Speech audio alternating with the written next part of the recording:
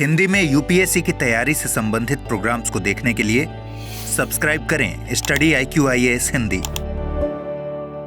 नमस्कार, मैं ओम द्विवेदी स्वागत करता हूं आपका स्टडी IQ-IAS हिंदी के इस प्लेटफॉर्म पे।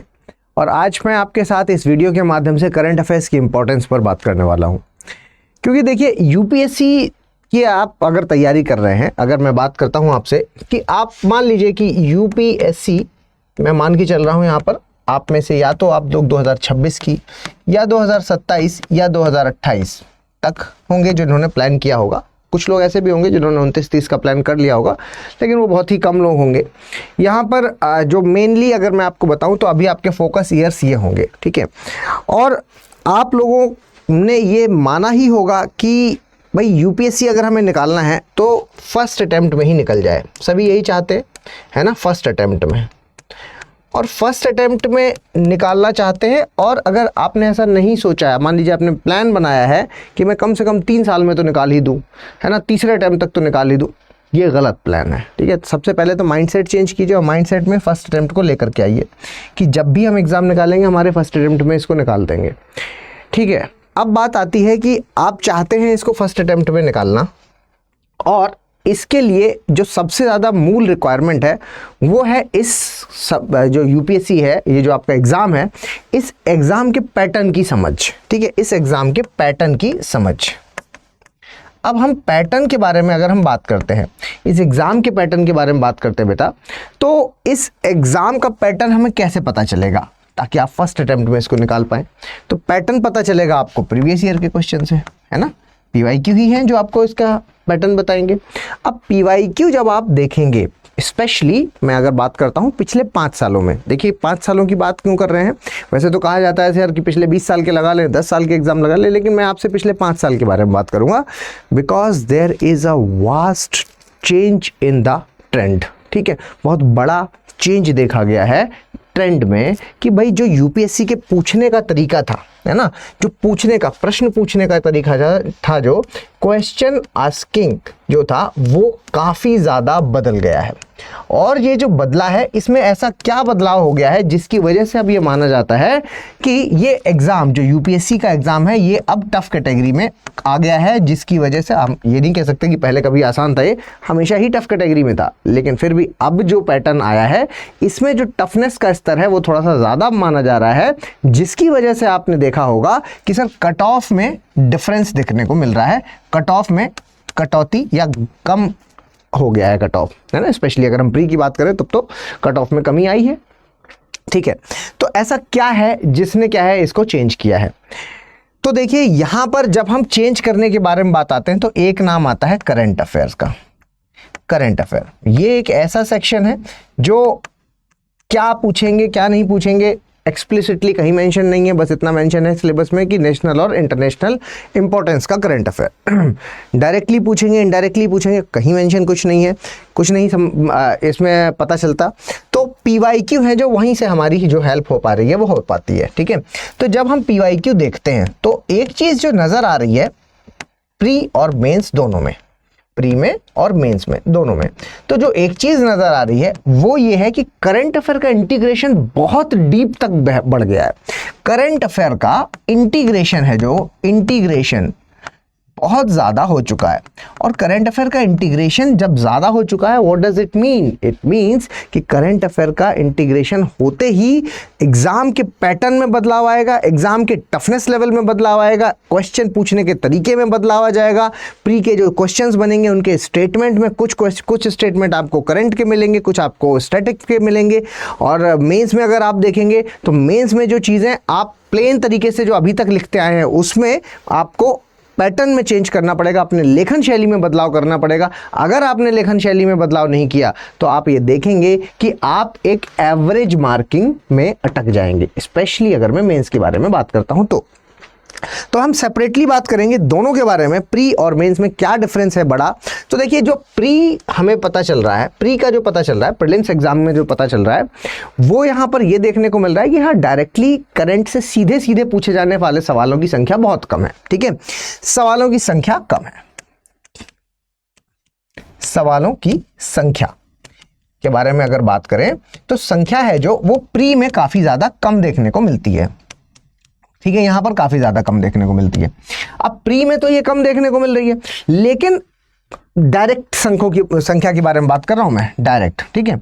लेकिन जब मैं इनडायरेक्ट वाले क्वेश्चंस के बारे में देखता हूँ, जब मैं इनडायरेक्ट क्वेश्चन देख रहा हूँ, तो बेटा क्या समझ में आ रहा है कि शायद ही कोई ऐसा क्वेश्चन है, शायद ही कोई ऐसा क्वेश्चन है जो करंट से नहीं पूछा गया है ना, करंट से नहीं पूछा गया। सारे के सारे क्वेश्चन ऑलमोस्ट सभी क्वेश्चन है जो वो यहाँ से पूछे जा रहे हैं। कुछ पोर्शन जो बिल्कुल ही स्टैटिक, या आप कह सकते हैं कि बिल्कुल ही ऐसा वाला पोर्शन है जो मतलब हिस्ट्री से है या ज्योग्राफी से है या पॉलिटी से है, प्योरली पूछ लिया गया है। तो उन क्वेश्चंस को अगर हटा दें तो मैक्सिमम क्वेश्चन जो है वो करंट के साथ लिंक करके पूछे जा रहे हैं या इनडायरेक्टली पूछे जा रहे हैं। लिंक पूछ करना और इनडायरेक्टली बोलना, इसमें क्या डिफरेंस है ये भी हम थोड़ा सा बात करेंगे। प्री में देखिए 2 तरीके से सवाल बन रहे हैं। एक मैंने आपको बताया कि डायरेक्ट है ना, डायरेक्ट, तो डायरेक्ट तो ठीक है, करंट के कुछ क्वेश्चंस आ जाएंगे डायरेक्ट, मान के चलते हैं हम कि 7 से 10 के बीच में आ जाएंगे, ठीक है। लेकिन इनडायरेक्ट क्वेश्चंस के बारे में अगर मैं बात कर रहा हूं बेटा, तो इनडायरेक्ट क्वेश्चन में भी 2 तरीके से बन रहे हैं। इनडायरेक्ट क्वेश्चन में आप जब देख रहे हैं तो एक क्वेश्चन तो ऐसा बन रहा है जिसमें कि क्या कर रहे हैं कि कुछ स्टेटमेंट, मान लीजिए कि 3 स्टेटमेंट है और इन 3 में से इन्होंने क्या किया कि 2 स्टेटमेंट ये स्टैटिक का बना दिया, ये स्टैटिक से पूछ लिया, और ये है जो ये करंट का स्टेटमेंट डाल दिया, तो ये मिक्स करके पूछ लिया, ठीक है। तो ये भी आप कह सकते हैं कि सर ये पूरी तरीके से ना तो स्टैटिक है ना तो पूरी तरीके से करंट है, मिक्स है, ठीक है। लेकिन एक और जो तरीका जो देखा गया है वो ये है कि क्वेश्चन वहां से आ रहा है जो टॉपिक करंट में रहा है, उस टॉपिक के स्टैटिक पोर्शन से आ रहा है। इनकी संख्या बहुत ज़्यादा है, सबसे ज़्यादा जो मैक्सिमम संख्या है इन क्वेश्चंस की मिल रही है।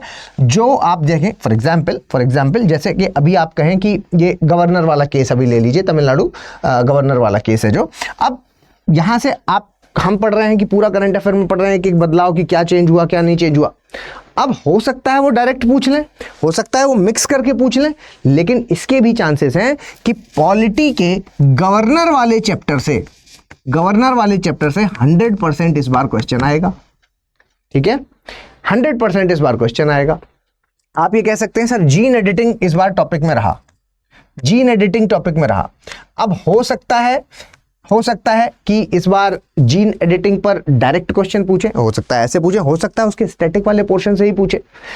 क्यों पूछ रहे हैं जीन एडिटिंग को ही क्यों पिक कर रहे हैं, है ना, जीन एडिटिंग को पिक वो इसलिए कर रहे हैं क्योंकि वो जो अभी भेड़िए वाला इंसिडेंस हुआ, या जिसमें हमने देखा कि 13,000 साल पहले जो भेड़िए विलुप्त हो गए थे उनकी नस्ल को वापस से जीन एडिटिंग के माध्यम से बनाया गया। तो अब ये क्या चर्चा में रहा, अब हो सकता है उसी क्वेश्चन से वो बनाए, लेकिन ज़्यादा चांसेस क्या है इस टॉपिक के स्टैटिक पोर्शन से क्वेश्चन पूछे जाने की। समझ में आ रहा है आपको? ऐसे ही जो चीज़ें, जैसे कि पॉल्यूशन हमेशा चर्चा, कुछ तो ऐसी चीज़ें हैं जो हमेशा फिक्स हैं कि ये तो रहती ही रहती हैं चर्चा में।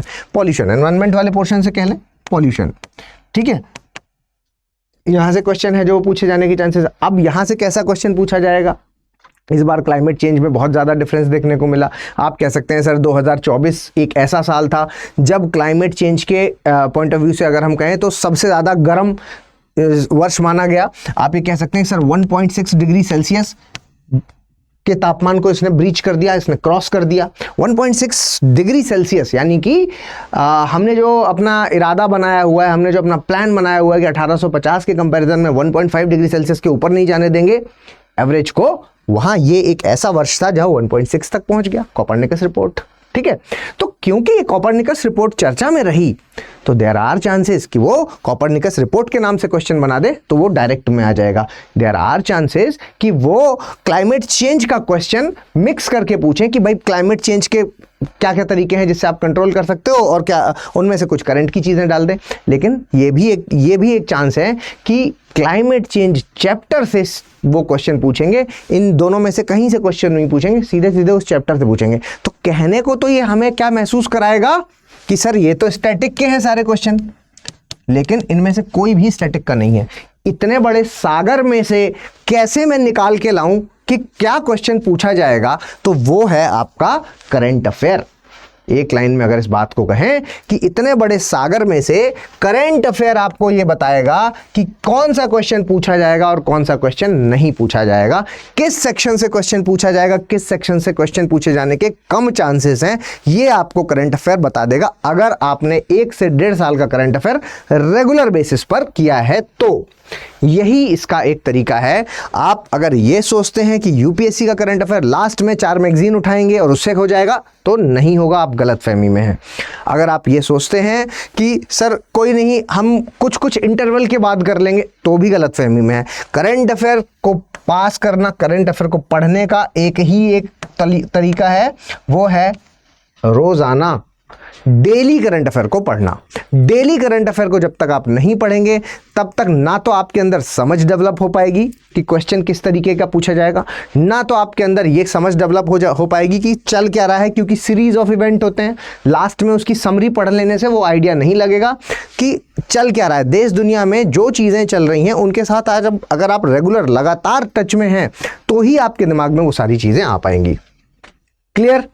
इसके अलावा मेंस का मैंने आपको प्री के हिसाब से बताया, अब मैं मेंस के हिसाब से भी आपको बताऊं। मेंस में मैं दावा करता हूं not even a single question भी आपको ऐसा नहीं मिलेगा, चाहे आप स्टैटिक का ले लें, चाहे आप करंट का ले लें, कहीं से किसी भी पेपर जीएस पेपर 1, 2, 3, 4 कोई भी, है ना।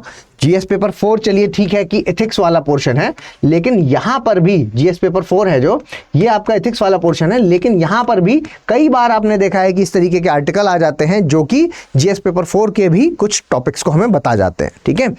लेकिन मेंस में जीएस पेपर 1, 2 और 3 स्पेशली इसमें कहें, इस बार 1 को लीजिए, चलिए जीएस पेपर 1 को लीजिए, है ना। जीएस पेपर 1 बड़े बड़े सब्जेक्ट्स कौन से, हिस्ट्री, ज्योग्राफी, बड़े बड़े सब्जेक्ट्स, है ना। ऐसे सब्जेक्ट्स जो जीएस पेपर 1 में मेंशन्ड है, उनका अगर आप रेशियो देखेंगे, और सोसाइटी, इसी में एक सब्जेक्ट है सोसाइटी, इनका रेशियो देखिए। करंट में सबसे ज्यादा रहने वाला पोर्शन है सोसाइटी, और क्वेश्चन 2024 के मेंस में कितने थे? 2024 के मेंस में इसमें से 100 मार्क्स के क्वेश्चन आ गए। 100 मार्क्स के क्वेश्चन सिर्फ और सिर्फ सोसाइटी वाले पोर्शन से। बड़े बड़े सब्जेक्ट्स हैं जो साइडलाइन रहे, साइडलाइन नहीं कहना चाहिए, लेकिन कमजोर रहे, लेकिन ये कह सकते हैं कि सोसाइटी का बोलबाला रहा, है ना। इंटरनल सिक्योरिटी, यहाँ इनका बोलबाला, कहने का मतलब है कि जो चीजें ज्यादा चर्चा में रही वहां से ज्यादा क्वेश्चंस भी पूछे गए, सीधे तौर पर पूछे गए, ठीक है। तो और मेंस तो ऐसा पोर्शन है जिसको आप पूरी तरीके से प्रेडिक्ट कर सकते हैं। प्री में नो डाउट दिक्कत है थोड़ी सी, प्री को प्रेडिक्ट नहीं किया जा सकता। प्री में कहाँ से पूछेंगे, एक आइडिया के बेसिस पर ही होता है, इसीलिए प्री थोड़ा सा टफनेस भी ज़्यादा रहती है, इसीलिए उसकी प्रैक्टिस है जो वो बहुत ज़्यादा करनी पड़ती है। लेकिन मेंस निकालना बहुत आसान हो जाता है। क्यों? क्योंकि आपको इसमें क्या है कि आंसर राइटिंग पर फोकस करना है, और उस आपकी जो आंसर राइटिंग है, अगर आप उसको ट्रेडिशनल तरीके से ओल्ड स्कूल की तरह लिखते रहे, ट्रेडिशनल तरीके से, है ना, ओल्ड स्कूल की तरह अगर लिखते रहे, तो आप मान के चलिए आपको एवरेज मार्क्स मिलेंगे। लेकिन अगर आपने ये सीख लिया कि कैसे मैं अपने हर एक आंसर के अंदर कुछ कुछ करंट अफेयर ऐड कर दूं, वैसे ही आपका आंसर या आपकी कॉपी दूसरी कॉपी से अलग हो जाती है, और यहां पर आपके मार्क्स एनहेंस हो जाते हैं, बढ़ जाते हैं। ये सारा का खेल है जो वो आपका करंट अफेयर के दोनों चारों तरफ घूमता रहता है। तो ध्यान देना है, स्टडी आईक्यू आपकी कैसे मदद करेगा। स्टडी आईक्यू में हम आपके सामने पूरा बैच लेकर के आए हैं, फाउंडेशन का बैच। और अगर हम फाउंडेशन बैच के बारे में बात करें बेटा, तो हर एक फैसिलिटी इसमें प्री से लेकर के इंटरव्यू तक की, प्री मेंस इंटरव्यू सारी फैसिलिटीज़ इसमें अवेलेबल हैं। मेंटोरशिप की सुविधा इसमें अवेलेबल है। आप लगातार अगर हमारे साथ सही परफॉर्म करेंगे तो प्री में भी रेजिडेंशियल सुविधा दे देंगे, मतलब यहाँ आकर के आपको रहने की फैसिलिटी मिलेगी, यहाँ रह के तैयारी कर पाएंगे, प्रीलिम्स की भी, मेंस की भी, है ना। अगर आप प्री पास करते हैं तो मेंस में आपको यहाँ रह के ही तैयारी करनी है। सारी चीज़ें इसमें मौजूद हैं। यहाँ पर मैं आपको बता दूं, ये देख लीजिए कि आपका अप्रैल का इवनिंग बैच है। ग्रेट इंडियन फेस्टिवल सेल हमारी चल रही है। ग्रेट इंडियन फेस्टिवल सेल की लास्ट डेट 15 अप्रैल है। 15 अप्रैल तक फटाफट इसमें एडमिशन ले लीजिए। यहाँ पर ओम लाइव कोड का आपको इस्तेमाल करना है। इस कोड से 31,999 में ये बैच आपको मिल जाएगा जो 2026 के स्टूडेंट्स को टारगेट कर रहा है। और अगर आप 27 या 28 में देना चाहते हैं तो उस केस में आपके लिए लॉन्ग टर्म बैच सबसे अच्छा होगा। लॉन्ग टर्म बैच में आपको पहले जो बेसिक्स है वो समझाया जाएगा, वो पढ़ाया जाएगा, फिर उसके बाद आपको एडवांस लेवल पर लेकर के जाएंगे। सारी फैसिलिटीज़ इसमें भी हैं। 35,999 में ये बैच आपको मिल जाएगा। ग्रेट इंडियन फेस्टिवल सेल चल रही है, ओम लाइव कोड का इस्तेमाल करना है। ये कोड नहीं लगाएंगे तो ये कोर्स आपको कॉस्टली पड़ सकता है।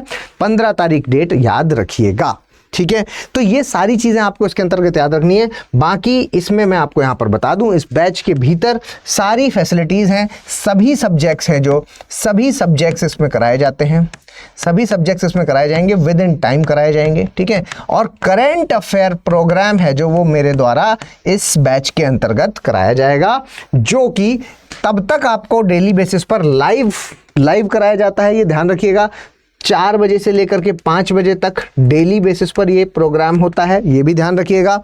और इसके अलावा आपको जो ध्यान रखना है वो ये है कि इस करंट अफेयर प्रोग्राम में हम डेली जो विभिन्न अलग अलग तरीके के जो न्यूज़पेपर्स हैं, है ना, मतलब जो भी यूपीएससी के अकॉर्डिंग जो इंपॉर्टेंट न्यूज़ मानी जाएंगी या इंपॉर्टेंट न्यूज़पेपर्स हैं जो आपकी थिंकिंग डेवलप करें, आपका सिलेबस कंप्लीट हो, आप जो ऐसे क्वेश्चंस हैं जो प्री में पूछे जा सकते हैं, जो प्री लेवल की न्यूज़ है वो भी, और साथ में एडिटोरियल, है ना, जो कि आपकी एक समझ डेवलप करने के लिए बहुत ज़रूरी होता है। और ये एक दिन में नहीं हो पाता, है ना, ये एक लॉन्ग प्रोसेस है।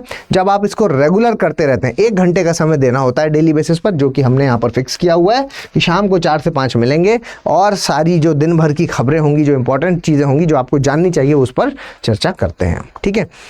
तो ये चीज़ें थी जो मैं आज आपके साथ बताना चाहता था। तो फटाफट इस बैच में एडमिशन ले लीजिए ताकि हम सारी तैयारी है जो एक प्लान्ड वे में कर पाएँ, ठीक है। Thank you everyone, thank you so much. Hindi में यूपीएससी की तैयारी से संबंधित प्रोग्राम्स को देखने के लिए सब्सक्राइब करें स्टडी IQ IAS हिंदी।